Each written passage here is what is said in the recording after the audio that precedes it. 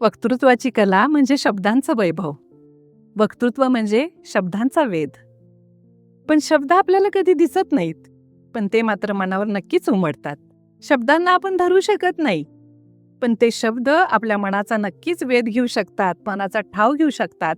आणि म्हणूनच मी खास तुमच्यासाठी घेऊन आलेली आहे एक खास सिरीज. नमस्कार, मी doctor Jayashree Shainik Patil, vet diagnostic and research centre Sangli आणि डॉक्टर जयश्री शैनिक पाटील इन्स्टिट्यूटच्या माध्यमातून मी खास तुमच्यासाठी घेऊन आलेले आहे वेध शब्दांचा, म्हणजेच शब्दवेध, म्हणजेच माणसांच्या मनाचा वेध. शब्दवेध म्हणजे काय, तर आपल्या मनातल्या विचारांना योग्य शब्दांची जोड देऊन ते विचार इतरांच्या मनामध्ये उतरवणं म्हणजे शब्दवेध. आणि म्हणून ह्यासाठी आजपासून खास मी ही वक्तृत्वाची कला कशी आत्मसात करायची हे आपल्यासमोर ही सिरीज सुरू करत आहे आणि त्याचं नाव आहे शब्दवेध. कसं असतं, माणसांच्या मनात अनेक विचार असतात, अनेक अनुभव असतात, अनेक भावना असतात आणि हे सगळं त्यांना व्यक्त करायचं असतं.